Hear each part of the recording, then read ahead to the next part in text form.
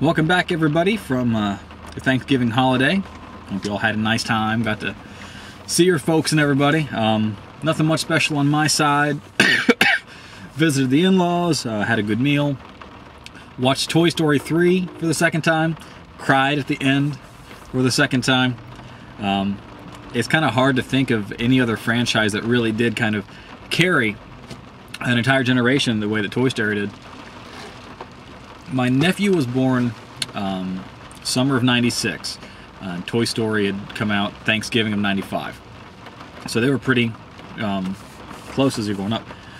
He grew up with a lot of Buzz Lightyear excuse me, and Woody toys.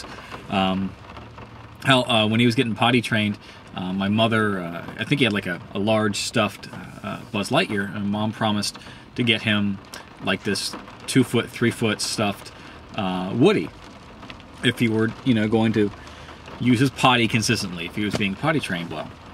And so one day she took him to the bowling alley with her, and she was up bowling, and so my nephew was sitting with one of the other ladies. He looked up at her and said,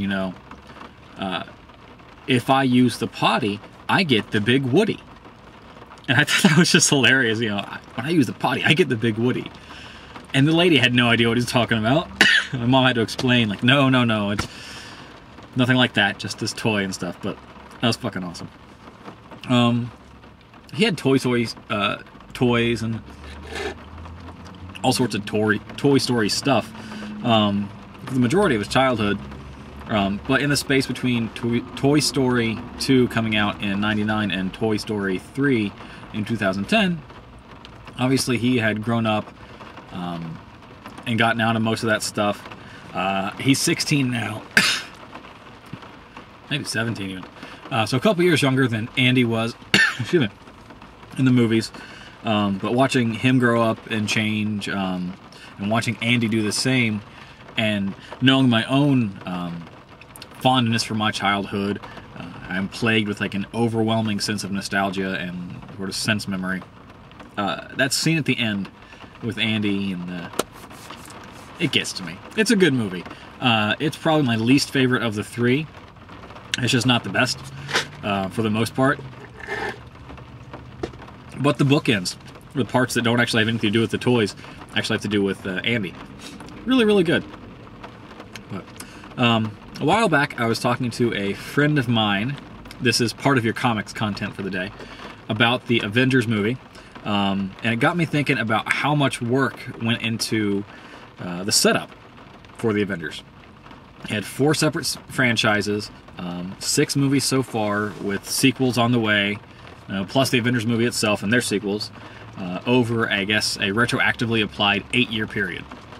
That's a hell of a lot of setup just to make one movie. And I know it wasn't always intended, I don't think it was intended just to build up the Avengers, but the way they did it with the subtle kind of little things, Tony Stark, Nick Fury at the end of Iron Man, and then Tony Stark at the end of Hulk, and then getting into more explicit things, Black Widow in Iron Man, Hawkeye in Thor, Thor's hammer at the end of Iron Man 2, of course. Getting to the flat-out true crossover, hey, we're all going to team up at the end, you saw at the end of Captain America. They really laid it out well. And I really think that's a lot. But now contrast this with DC. The Superman reboot. Boring as hell. Not only did it kind of rehash some of the stuff that we already talked about with Luthor and like Superman 1, all real estate, but it wasn't even really a reboot. Brandon Routh got the part, at least in part, because he looked so much like Christopher Reeve. And I didn't buy him in the part at first, but then I saw him smile or stand up straight or something, and I was like, wow. And that really took me back to Christopher Reeve. And I thought that was kind of cool, but I was like, shit, this is not a Superman reboot. This is Superman 3. They pretty much went with a Highlander style, let's just kind of pretend that those past couple of movies didn't happen and make this Superman 3. So it wasn't even a new movie. Plus, at the end of Superman 2, after, you know, he loses his powers or whatever, and he's got to fight Zod and Non and Ursa, he goes back to the president and goes, "I'm sorry, Mr. President, I won't leave you guys unprotected again," you know. And then he obviously goes and has unprotected sex with Lois and gets her little prego, and then flies off the planet for 5 fucking years. What if there was another breach in the Phantom Zone? What if Luthor created a Bizarro clone in those 5 years? It took over the world! You're a fucking moron and a liar. Your movie started out directly contradicting the movie you're supposed to be a sequel to. Separate, aside from their, you know, poor planning, but just it wasn't a good movie. Batman reboot. It was good. They handled this well. In watching the movies again, some people seem to enjoy them more. I actually enjoy them less. I don't know, some of the wow factors worn off or something, but they suffer with multiple viewings for me. But they're good. Unfortunately, they are totally insular. There is no DC universe at all in these movies. It's just Batman. And the series is supposed to end like as a closed trilogy with Dark Knight Rises. So there's not going to be anything after this. Bale said he's out after this. So if you want a Batman reboot, you're going to have to get another one. Green Lantern, didn't see it. Don't plan to. I don't know if I'll even sit through it for free on Netflix. It just looks awful. They should have cast Ryan Reynolds as the Flash. Make him Wally West. He'd be great for Wally West. But he just wasn't right for Hal Jordan. And the outfit, I know leotards kind of look silly. You know, Superman and Spider-Man have pulled him off pretty well. I like how in the first X-Men movie they made fun of it, and you know, what do you expect? Yellow spandex? But that green CGI, weird striated muscle-looking suit was just bad. And Hector Hammond was lame. I know what you're trying to do there with building up to Sinestro, kind of like Batman had to build up to the Joker and everything. But no one even knows who the fuck Green Lantern is, let alone his villains. And so you start with the least remarkable movie-wise, but you also team him up with the most powerful in essentially Parallax or something. I just... Maybe if I watched it, there might be something to change my mind, but I don't think so. It's just kind of lame. Wonder Woman never even got off the ground. Adrian Padalecki or whatever looked great in the costume for the TV show or what have you, but they're like, no, fuck you, no Wonder Woman. So right now, at best, if DC wanted to make a JLA movie, they'd have to release, let's say, we're going to start building with Man of Steel, the new Superman, the reboot after the last reboot failed. If they were to release one movie a year, they'd hit 2012 for Man of Steel, 2013, 2014 for a Batman and a Wonder Woman for the big three. That's just to get started. Now, I doubt they would do another Batman reboot so soon after doing another Superman reboot, so let's give them another year. That pushes out to 2015. Toss in a Green Lantern sequel in the middle there. We know that's coming. And maybe a Flash movie, which would be cool. They're probably going to get stuck with some Matrix-style bullets time effects. It might be a bit dated, but Aquaman wouldn't really make a good film. Martian Manhunter couldn't carry one on his own. So 2016 at the earliest before you could see anything remarkably similar to a JLA movie. Not going to happen for DC. And I wonder what it would take for Marvel to get back their rights to X-Men, Fantastic Four, Spider-Man from like Sony and Fox. And I don't mean like, I don't expect Fox and Sony to give up their cash cows. The money they made off of those franchises, and, you know, with a new Spider-Man coming out here next summer, sometime soon.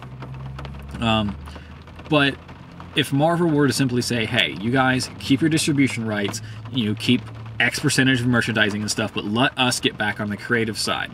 You know, Disney will share some profits with you. We will do whatever they do to give some sort of incentives to pull that back from Marvel to Marvel Studios.